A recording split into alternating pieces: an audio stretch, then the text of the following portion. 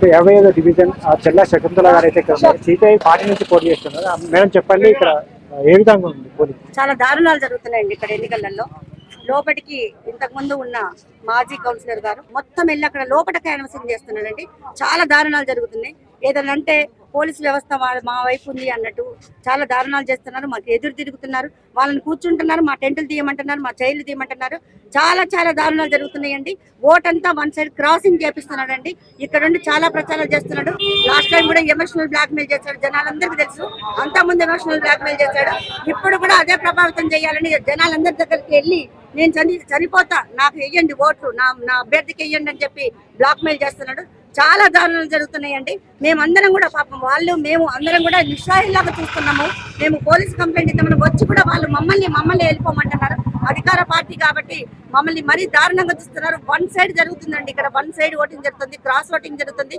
లోపలికి వెళ్ళి ఇంతకుముందు అభ్యర్థి వెళ్ళి లోపలికి కూడా ఓట్లు వేయించింది అనేది మా అభియోగం అండి. మాకు ఖచ్చితంగా వాళ్ళు చేస్తున్నారు. లోపల వాళ్ళు వచ్చి మాకు చెప్పారండి. ఇది మాకు చెప్పారు. పై అధికారులకి పోలీసులకి కంప్లైంట్ చేయలేదా? మీరు ఇప్పుడు ఏం చెప్పదలుచుకుంటున్నారు? మేము ఇచ్చాము. ఇందాక వచ్చి అందరు టెంట్లు తీయని చెప్పారు. అందరూ ఏమైనా ఉన్న బ్యానర్లు తీసేయండి అని చెప్పారు. కానీ మమ్మల్ని గట్టిగా అరిచిన పరిస్థితి ఉందండి. అదండి సార్. అన్న చెప్పండి, ఇక్కడ ఎన్నికల పరిస్థితి ఎలా ఉంది? ఇక్కడైనా ప్రజాస్వామ్యబద్ధంగా జరిగే ఎన్నికల ప్రక్రియలో ఓటర్లని అడిగే హక్కు అందరికీ ఉంది. కాకపోతే దాన్ని మానిపులేట్ చేసి ఎమోషనల్ బ్లాక్మెయిల్ చేసి అసలు పోటీ చేసే వ్యక్తి కంటే బయటి వాళ్ళ ప్రమేయం ఎక్కువైపోయింది. అందులో అధికార పార్టీకి పోలీస్ యంత్రాంగం కానీ ఎన్నికల అధికారులు కానీ ఏకపక్షంగా వ్యవహరిస్తూ ఉన్నారు. రాత్రి జరిగిన సంఘటన ఏంటంటే చీరలు పంచుతూ ఉంటే, డబ్బులు పంచుతూ ఉంటే రెడ్ హ్యాండ్గా దొరికిన ఏదైతే అభ్యర్థి ఉన్నారో కాంగ్రెస్ అభ్యర్థి 10 నిమిషాలు విడిచిపెట్టేశారు. అంటే దీనికి గల కారణాలు ఏంటి అంటే ఓటర్లని ప్రజాస్వామ్య వ్యవస్థని భ్రష్టుపట్టించే ప్రయత్నం చేస్తూ ఉన్నారు. కాబట్టి దీన్ని మేము తీవ్రంగా ఖండిస్తూ ఉన్నాం. కానీ వార్డు ప్రజలు ఏకపక్షంగా కమ్యూనిస్ట్ పార్టీ అభ్యర్థిని గెలవడానికి ఒకే నిర్ణయంతో ఉన్నారు. ఓటర్ ప్రక్రియ పోలింగ్ సరళిని కూడా ప్రజల్లో వ్యతిరేకంగా తీసుకెళ్లే ప్రయత్నం చేస్తూ ఉన్నారు.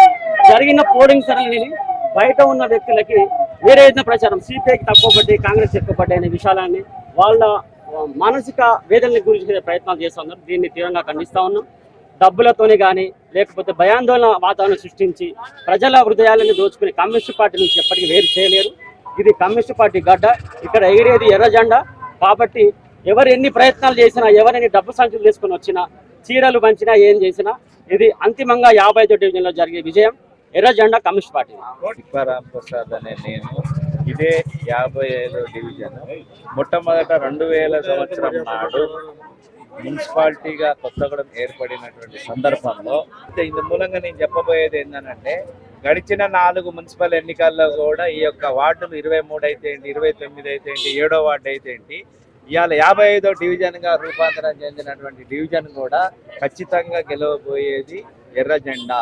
ఆల్రెడీ పబ్లిక్ టాక్లో ఏంటంటే బయట ఎవరెన్ని ప్రలోభాలు పెట్టినా, చీరలు పంచినా, డబ్బులు పంచినా, లిక్కర్ పంచినా ఓటరు మానసికంగా ఆల్రెడీ సిద్ధపడి ఉన్నాడు. ఆల్రెడీ ఖాయం అయిపోయింది. జస్ట్ మెజారిటీ ఎంత అనేటువంటి దాంట్లోనే ఉన్నది. ఇది వాస్తవం. ఓటర్ ఎప్పుడైనా మానసికంగా ఓటేసే ముందే ఫిక్స్ అయి ఉంటాడు.